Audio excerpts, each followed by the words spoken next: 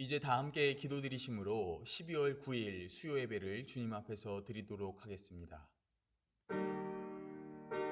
내 거룩한 산 모든 곳에서 해됨도 없고 상함도 없을 것이니 이는 물이 바다를 덮음같이 여호와를 아는 지식이 세상에 충만할 것임이니라. 그날에 이새의 뿌리에서 한 싹이 나서 만민의 기치로 설 것이요 열방이 그에게로 돌아오리니 그가 거한 곳이 영화로우리라. 아멘.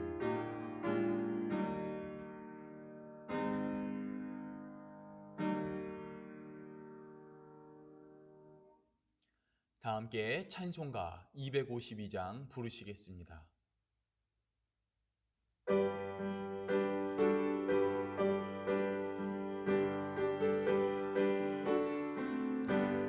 나의 죄를 씻기는 예수의 피밖에 없네.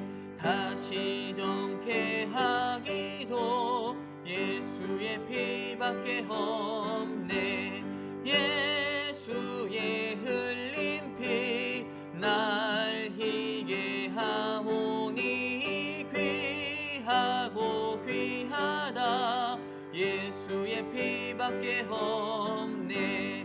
나를 정케 하기는 예수의 피밖에 없네. 사죄하는 증거도 예수의 피밖에 없네. 예수의 흘린 피 날 희게 하오니 귀하고 귀하다. 예수의 피밖에 없네. 나의 죄 속하기는 예수의 피밖에 없네. 나는 공로 없으니 예수의 피밖에 없네. 예수의 흘린 피 날 희게 하오니 귀하고 귀하다. 예수의 피밖에 없네. 평안함과 소망은 예수의 피밖에 없네. 나의 의는 이것뿐 예수의 피밖에 없네. 예수의 흘린 피 날 희게 하오니 귀하고 귀하다. 예수의 피밖에 없네. 영원토록 내 할 말 예수의 피밖에 없네. 나의 찬미 제목은 예수의 피밖에 없네. 예수의 흘린 피 날 희게 하오니 귀하고 귀하다. 예수의 피밖에 없네. 이 시간 예배를 위하여 다 함께 기도 드리시겠습니다. 주님, 오늘 이 시간 소중한 수요 예배를 드릴 수 있도록 허락해 주심을 감사드립니다. 비록 각자의 위치에서 주님께 예배를 드리지만 여전히 그 가운데서 우리를 지켜주시는 주님께 영광을 돌려드립니다. 이 시간 드려지는 예배를 통하여 이 영광을 기뻐 받아주시고 놀라운 은혜와 복으로 화답하여 주시옵소서. 주님, 저희가 살아가고 있는 이 땅은 지금도 너무나 많은 고통으로 가득 차 있습니다. 다시 확장되고 있는 코로나와 또 정치적 이념의 갈등, 그리고 타인을 향한 분노와 수많은 범죄까지 우리의 죄악에서 탄생한 수많은 고통이 우리를 짓누르고 있습니다. 부디 바라옵는 것은 이러한 어려움 가운데 빠져있는 우리를 기억하여 주시고 주님께서 속히 회복의 은혜를 베풀어 주시옵소서. 그래서 남은 한 주도 주님의 인도와 보호 아래서 평안히 보낼 수 있도록 주님의 손길을 더하여 주시옵소서. 그리하여 우리의 가정과 이웃을 지켜주시고 이를 넘어 이 사회와 이 나라를 주님의 손길을 통하여 지켜주시옵소서. 주님, 이제 주님의 말씀을 듣습니다. 이 시간 선포되는 말씀을 통하여 우리의 심령에 강한 찔림이 있기를 원합니다. 그리고 이를 통하여 다시 한번 무너진 믿음이 바로 세워지기를 원합니다. 말씀 가운데 오직 주님께서 역사하여 주심으로 세상에서 방황하는 모든 주님의 자녀들에게 생명의 길을 인도하여 주시옵소서. 감사드리며 예수 그리스도의 이름으로 기도드립니다. 아멘.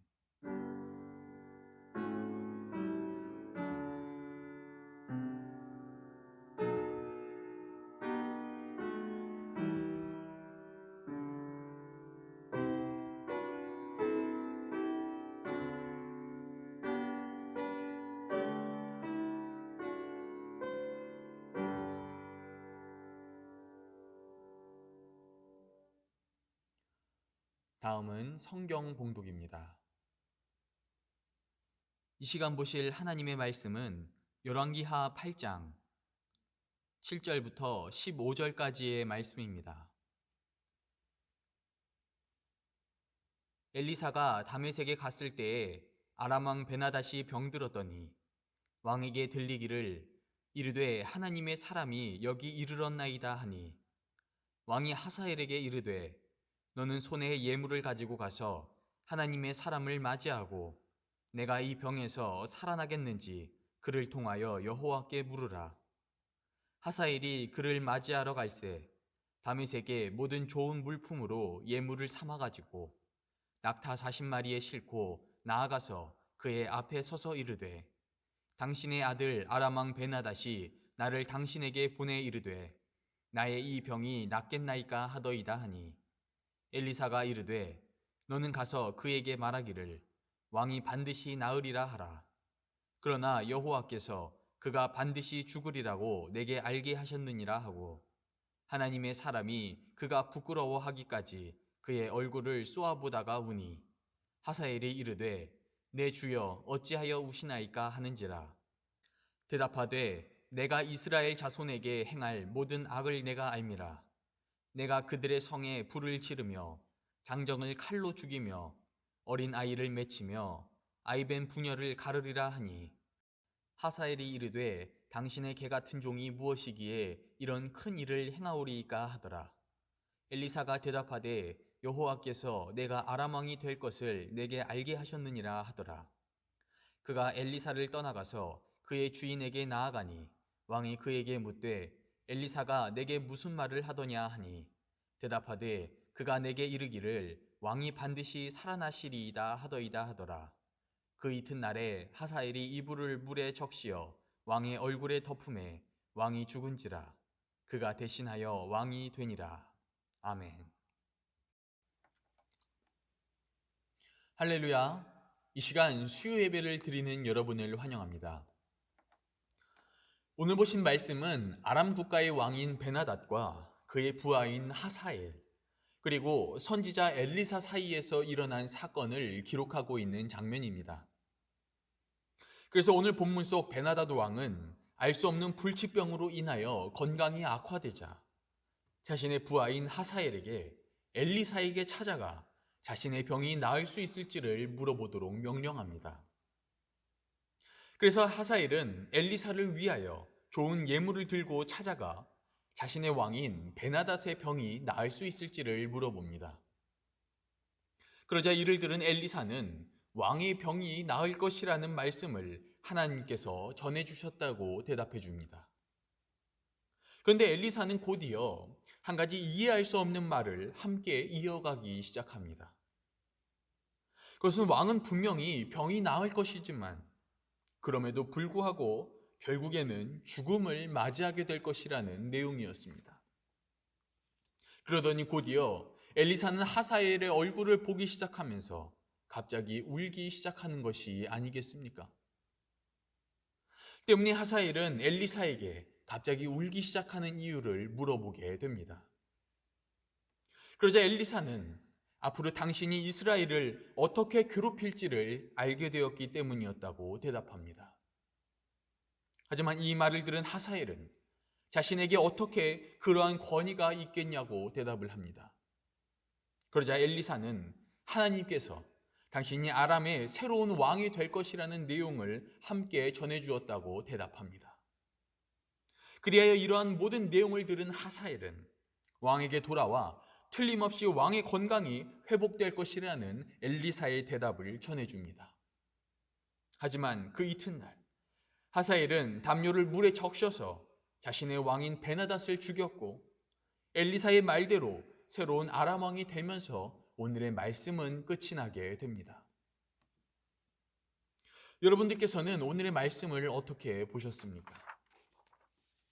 저는 오늘 말씀을 살펴보는 가운데 특별히 엘리사 선지자를 향하여 한 가지 의문점을 가지게 되었습니다. 그것은 어째서 엘리사는 아람 왕의 병에 관한 대답을 솔직히 전해주었는가라는 의문점이었습니다. 이 베나닷이라는 인물은 누구입니까? 그는 우리가 내용을 살펴봐서 알 수 있듯이 아람 국가의 왕이었습니다. 그런데 여기 등장하는 이 베나닷은 정확히는 베나닷 2세로서 북이스라엘을 평생 동안 여러 차례 침략하고 괴롭혔던 인물이었습니다. 즉 이스라엘과 절대로 좋은 관계를 맺고 있던 왕이 아니었다는 것입니다. 근데 어째서 엘리사는 이러한 베나닷에게 알고 싶어하는 사실들을 솔직히 대답해 주었냐라는 것입니다. 우리가 이에 대한 답을 알기 위해서는 먼저 오늘 본문인 15절의 말씀을 다시 한번 읽어볼 필요가 있습니다. 바로 그 이튿날에 하사엘이 이불을 물에 적시어 왕의 얼굴에 덮음에 왕이 죽은지라 그가 대신하여 왕이 되니라. 아멘. 자, 우리가 방금 읽은 이 말씀은 베나닷의 부하였던 하사엘이 엘리사로부터 대답을 듣고 돌아간 이후의 모습을 기록하고 있는 장면입니다. 근데 여기서 하사엘은 베나닷에게 돌아간 다음 그를 죽이고 새로운 왕이 되는 것을 볼 수 있습니다. 그리고 여기서 왕이 된 하사엘은 엘리사의 말처럼 이후에 이스라엘을 괴롭히는 자가 되죠. 때문에 우리는 이러한 내용을 통해서 아람 왕이 병에 걸리는 사건, 그리고 하사엘이 새로운 왕이 되는 사건, 그리고 다시 하사엘이 이스라엘을 괴롭히는 사건 사이에 존재하는 한 가지 중요한 사실을 발견하게 됩니다. 그것은 바로 이 세 가지의 사건이 실은 하나로 연결되어 있는 사건이었다는 것입니다. 그리고 바로 그렇기 때문에 우리는 어째서 엘리사가 아람 왕의 병에 관하여 솔직한 답변과 내용을 전해주었는지 이에 대한 이유를 발견하게 되는 것입니다. 그것은 비록 적국의 왕에 관한 내용이었다 할지라도 결국은 자신이 살고 있는 북이스라엘과 밀접한 관련이 있는 사건이었기 때문이었던 것입니다. 하지만 바로 그렇기 때문에 한편으로 저는 이러한 엘리사가 참 대단하게 느껴졌습니다. 왜냐하면 결국 그의 예언적 영향력은 이미 이스라엘을 넘어 타 국가에게까지 영향력을 끼치고 있었다는 것을 의미하기 때문이었던 것이죠. 그리고 바로 그렇기 때문에 솔직히 한편으로는 이러한 엘리사의 능력이 조금은 부럽기도 하였습니다. 왜냐하면 일반적으로 우리들 또한 앞으로 일어날 우리의 미래에 대하여 자세히 알고 싶어 하기 때문인 것입니다. 그래서 마치 오늘 본문 속 엘리사처럼 모든 앞일들을 알아서 그에 대한 위기에 대처할 수 있다면 얼마나 좋겠습니까? 물론 그렇다고 해서 오해하면 안 되는 것은 이러한 우리들의 한계가 절대로 우리의 부족함이나 우리들의 잘못 때문은 아니라는 것입니다. 왜냐하면 오늘 본문 8절에서는 이에 대하여 다음과 같이 기록하고 있기 때문인 것입니다. 바로 왕이 하사엘에게 이르되 너는 손에 예물을 가지고 가서 하나님의 사람을 맞이하고 내가 이 병에서 살아나겠는지 그를 통하여 여호와께 물으라. 아멘.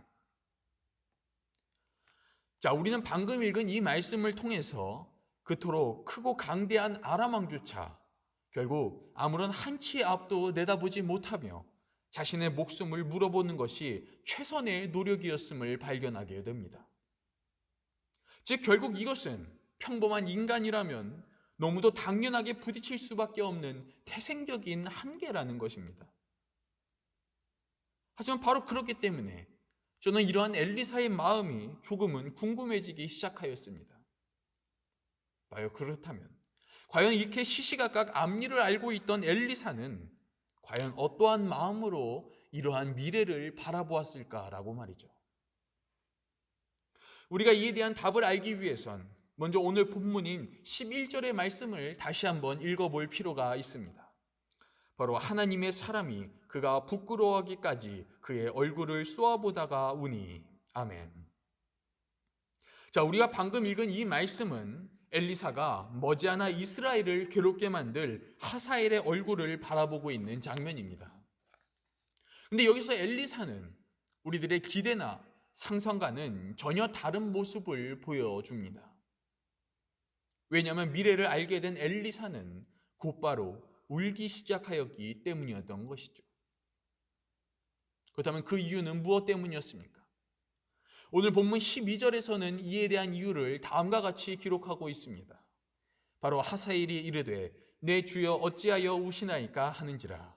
대답하되 내가 이스라엘 자손에게 행할 모든 악을 내가 알미라. 내가 그들의 성에 불을 지르며 장정을 칼로 죽이며 어린 아이를 맺히며 아이벤 부녀를 가르리라 하니. 아멘. 자, 우리가 말씀을 읽어서 알 수 있듯이 그는 이 하사엘과 관련된 미래가 절대로 밝지 않았음을 알고 있었기 때문이었던 것입니다. 그리고 바로 그렇기 때문에 저는 이러한 엘리사의 모습이 조금은 놀랍게 다가왔었습니다. 왜냐하면 이러한 미래를 알게 된 자의 현실은 우리들의 상상과 기대와는 너무나 다른 모습이었기 때문이었던 것이죠. 하지만 한편으로는 이러한 엘리사의 모습이 조금은 이해하기 힘든 것도 사실이었습니다. 왜냐하면 그는 이러한 비극적인 미래를 알게 되었음에도 불구하고 그저 슬퍼하고 있었기 때문이었던 것입니다. 물론 이러한 말씀만 들으신다면 이게 무슨 소리인가 하실 수도 있으시겠지만 우리가 조금만 생각을 해본다면 엘리사가 이러한 미래와 관련하여 할 수 있는 일들이 생각보다 많이 있었다는 것을 알 수 있습니다.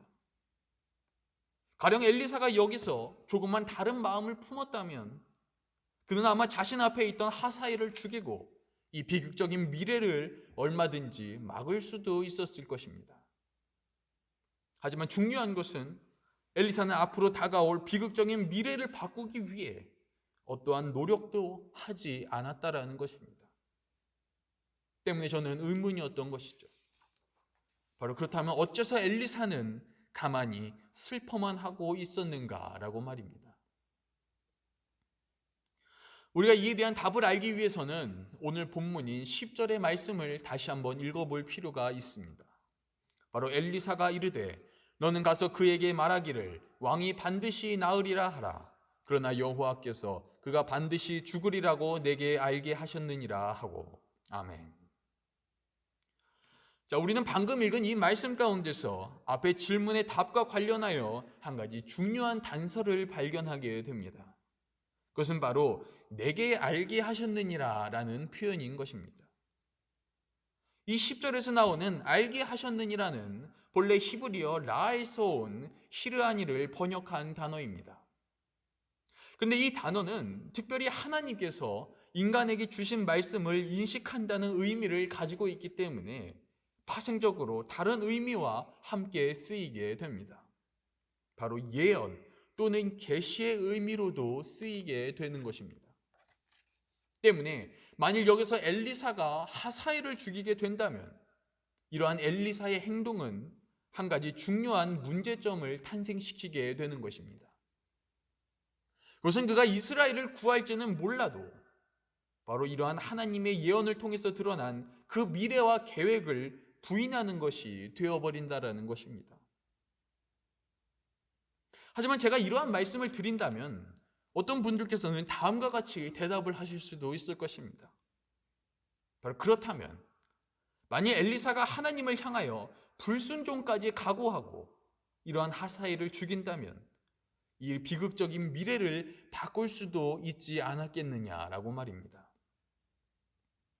하지만 결론부터 말씀을 드리면 설령 엘리사가 하나님을 배신할 각오까지 다짐하고 하사엘을 죽인다 하더라도 결국 하나님께서 말씀하시는 미래가 뒤바뀌지는 않을 것입니다. 왜냐하면 마태복음 3장 9절에서는 예수님께서 하나님에 관하여 다음과 같은 말씀을 전하고 계시기 때문인 것입니다. 바로 속으로 아브라함이 우리 조상이라고 생각하지 말라. 내가 너희에게 이르노니 하나님이 능히 이 돌들로도 아브라함의 자손이 되게 하시리라. 아멘. 자, 우리가 방금 읽은 이 말씀에서는 만일 하나님께서 필요하시다면 돌멩이를 가지고도 아브라함의 자손으로 만들 수 있다고 기록하고 있는 것을 볼 수 있습니다. 때문에 설령 엘리사가 하사엘을 죽인다 하더라도 하나님께서 그 계획을 이루고자 하신다면 돌멩이만으로도 얼마든지 하사엘을 역할을 대신할 것을 만들 수 있다는 것입니다. 그리고 바로 그렇기 때문에 이러한 모든 과정은 결국 우리들에게 단 하나의 결론을 내리도록 만듭니다. 그것은 결국 하나님께서 계획하셨다면 사람은 어찌할 방법이 없다라는 것입니다. 그리고 바로 그렇기 때문에 이렇게 지켜볼 수밖에 없는 엘리사의 입장에서는 그 미래가 괴로울 수밖에 없었던 것이죠. 때문에 저는 이러한 엘리사의 모습이 우리들에게 미래를 안다는 것에 대한 의미를 크게 두 가지로 가르쳐주고 있다고 말씀드리고 싶습니다. 바로 첫 번째는 우리가 모든 이유를 다 알 수는 없지만 하나님께서 계획하고 계시는 우리들의 미래 안에는 분명히 고난과 괴로움도 함께 있다는 것입니다. 그리고 두 번째는 바로 그렇기 때문에 만일 인간이 미래에 대하여 알게 된다면 분명 앞으로 겪을 고난과 괴로움으로 인하여 슬픔과 고통을 느끼게 될 것이라는 것입니다. 누구처럼 말입니까? 바로 오늘 본문 속 엘리사처럼 말입니다. 즉 미래를 알면 알수록 괴로워진다라는 것이죠. 그리고 바로 그렇기 때문에 저는 이러한 엘리사의 고통을 보면서 역설적으로 우리를 미래에 대하여 무지하게 만드신 하나님의 뜻을 발견하게 되었습니다. 그것은 결국 미래에 대한 우리의 무지함이 바로 우리의 근심 걱정을 덜어주기 위한 하나님의 배려였다라는 사실을 말입니다. 왜냐하면 우리가 겪게 될 미래 안에는 반드시 고통과 고난이 함께 따를 것이기에 분명 그것을 바라보는 우리들은 아직 일어나지 않은 현실에서조차 고통과 슬픔이 난무하게 될 것이기 때문인 것입니다. 하지만 한편으로는 그럼에도 불구하고 우리는 여전히 이것의 완전한 하나님의 배려로 이해하기에는 조금 힘든 것이 사실입니다. 왜냐하면 지금까지의 내용에 따르면 결국 우리는 미래를 모를 뿐, 즉 어떠한 고난이 찾아올지 모를 뿐이지 결국 우리의 미래 안에서 고난과 고통이 찾아올 것이라는 그 사실 자체에는 아무런 변화도 없기 때문인 것입니다. 그럼 결국 우리는 언제 찾아올지 또 어떠한 고난일지만 모를 뿐 결국엔 그 고난이 찾아올 것을 걱정하면서 살아야 하냐라는 것이죠. 먼저 결론부터 말씀을 드리면 저는 이러한 생각은 반은 맞고 반은 틀렸다고 전해드리고 싶습니다. 앞에서 말씀드린 대로 우리들의 미래 가운데에서는 분명히 피할 수 없는 고난이 기다리고 있을 것입니다. 왜냐하면 비록 모든 이유를 알 수는 없지만 분명히 하나님께서는 우리들의 삶 가운데서 고난과 괴로움을 함께 계획하고 계시기 때문인 것입니다. 하지만 그렇다고 하여서 저는 우리들의 미래를 고난이라는 단 하나의 말로 단정 지을 수는 없다고 말씀드리고 싶습니다. 그리고 이에 대한 이유를 전해드리기 위하여서 오늘 본문 이후인 열왕기하 13장 22절부터 23절의 말씀을 한번 읽어드리고 싶습니다. 바로 여호아스 왕의 시대에 아람 왕 하사엘이 항상 이스라엘을 학대하였으나 여호와께서 아브라함과 이삭과 야곱과 더불어 세우신 언약 때문에 이스라엘에게 은혜를 베풀며 그들을 불쌍히 여기시며 돌보사 멸하기를 즐겨하지 아니하시고 이때까지 자기 앞에서 쫓아내지 아니하셨더라. 아멘. 자, 우리가 방금 읽은 이 말씀에서는 오늘 본문에서 새롭게 왕이 된 하사엘이 평생 동안 이스라엘을 괴롭혔다고 기록하고 있는 모습을 볼 수 있습니다. 근데 우리가 여기서 주목해 볼 만한 점은 그럼에도 불구하고 하사엘이 이스라엘을 끝까지 멸망시키지는 못했었다라는 것입니다. 그렇다면 그 이유는 무엇 때문이었습니까? 바로 우리가 방금 읽은 이 23절의 말씀에 따르면 결국 그 이유는 단 한 가지입니다. 그것은 바로 하나님께서 이스라엘을 지켜주셨기 때문인 것이죠. 때문에 저는 이러한 하나님의 모습이야말로 바로 우리들에게 신앙적으로 한 가지 중요한 의문에 대한 답을 전해주고 있다고 말씀드리고 싶습니다. 그것은 바로 우리들의 미래 가운데서 피할 수 없는 괴로움이 있다면 다시 그 괴로움을 넘어선 더 미래인 미래에는 무엇이 기다리고 있는가에 대한 질문에 답을 제공해주고 있다는 것이죠. 그리고 그 답은 바로 앞에 읽은 말씀에 따르면 결국 고통과 아픔 가운데서 또다시 우리를 지켜주실 하나님의 보호하심이 기다리고 있다는 것입니다. 그리고 이러한 하나님의 보호하심이야말로 바로 우리들에게 찾아올 고통과 근심이라는 미래 너머에 존재하는 더 먼 미래의 결론이 된다라는 것이죠. 때문에 저는 이를 다음과 같이 표현하여 말씀드려보고 싶습니다. 바로 하나님의 보호하심이야말로 우리가 확신할 수 있는 단 하나의 결론이다라고 말입니다. 분명히 우리들은 미래에 어떤 아픔이 있을지 모릅니다. 또 어떤 고난이 계속 찾아올지 모릅니다. 하지만 그럼에도 우리가 분명히 알 수 있는 하나의 사실은 있습니다. 그것은 바로 이러한 괴로움과 고통 너머에는 그럼에도 불구하고 하나님께서 우리를 지켜주실 것이라는 단 하나의 결론인 것입니다. 그리고 바로 그렇기 때문에 저는 하나님께서 오늘 본문을 통하여 우리들에게 다음과 같은 말씀을 전하고 계신다고 말씀드리고 싶습니다. 바로 너희는 세세한 미래까지 알 필요는 없다. 그저 너희는 하나의 결론만 알면 된다라고 말입니다. 때문에 솔직히 저는 이러한 말씀을 듣고 계신 여러분들의 미래 가운데에서 어떠한 고난이 또 어떠한 슬픔이 함께 찾아올지는 알지 못합니다. 하지만 그럼에도 한 가지 확실하게 말씀드릴 수 있는 사실은 있습니다. 그것은 바로 하나님의 백성인 여러분들의 결론이 그렇게 슬프지만은 않을 것이라는 사실인 것입니다. 그러니 미래에 찾아올 걱정과 근심이 되신다면 다시 그 너머에 준비되어 있는 하나님의 보호하심을 바라보며 주님을 향한 구원의 소망을 붙드시길 바랍니다.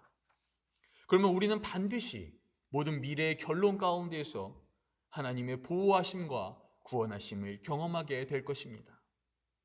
그래야 말씀을 들으시는 모든 분들께서는 모든 근심과 고통이 난무한 미래 가운데에서도 그 너머에 기다리고 있는 하나님의 보호하심을 바라보며 삶의 결론 가운데서 언제나 변함없이 주님의 구원을 경험하는 분들이 되시길 간절히 축원하겠습니다. 기도드리시겠습니다. 주님, 지난 세월을 돌아보면 모든 고난과 괴로움 가운데서도 결국 주님의 손길을 통하여 우리들의 삶이 보호받아 왔음을 고백합니다. 하지만 때때로 우리는 이러한 주님의 손길을 잊은 채 앞으로 찾아올 괴롭고 또 불안한 미래만을 생각하며 걱정 근심으로 하루를 보내지는 않는지를 돌아봅니다. 바라옵는 것은 우리들의 미래 가운데에서 피할 수 없는 고난 너머에는 다시 그 고난 가운데서도 우리를 지켜주실 주님의 손길이 기다리고 있다는 사실을 깨닫게 하여 주시옵소서. 그리하여 언제나 우리들의 현신 가운데에서 주님을 향하여 소망을 품게 도와주시고 맞이하게 될 결론 가운데서는 변함없는 주님의 구원을 경험할 수 있도록 우리들의 삶을 주님께서 인도하여 주시옵소서. 감사드리며 예수 그리스도의 이름으로 기도드립니다. 아멘. 다 함께 찬송가 384장 부르시겠습니다.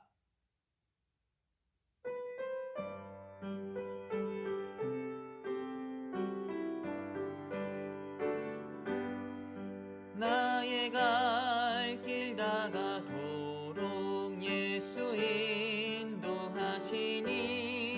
내 주 안에 있는 긍휼 어찌 의심하리요. 믿음으로 사는 자는 하늘 위로 받겠네. 무슨 일을 만나든지 만사 형통하리라. 무슨 일을 만나든지 만사 형통하리라. 나의 갈 길 다가도록 예수 인도하시니 어려운 일 당한 때도 족한 은혜 주시네. 나는 심히 고단하고 영혼 매우 가라나 나의 앞에 반석에서 샘물 나게 하시네. 나의 앞에 반석에서 샘물 나게 하시네. 나의 갈 길 다가도록 예수 인도하시니 그의 사랑 어찌 큰지 말로 할 수 없도다. 성령 감화 받은 영혼 하늘나라 갈 때에 영영 부를 나의 찬송 예수 인도하셨네. 영영 부를 나의 찬송 예수 인도하셨네. 아멘. 이제 다 함께 주기도문 드리심으로 12월 9일 수요 예배를 주님 앞에서 마치도록 하겠습니다. 하늘에 계신 우리 아버지여, 이름이 거룩히 여김을 받으시오며 나라가 임하시오며 뜻이 하늘에서 이루어진 것 같이 땅에서도 이루어지이다. 오늘 우리에게 일용할 양식을 주시옵고 우리가 우리에게 죄 지은 자를 사하여 준 것 같이 우리 죄를 사하여 주시옵고 우리를 시험에 들게 하지 마시옵고 다만 악에서 구하시옵소서. 나라와 권세와 영광이 아버지께 영원히 있사옵나이다. 아멘.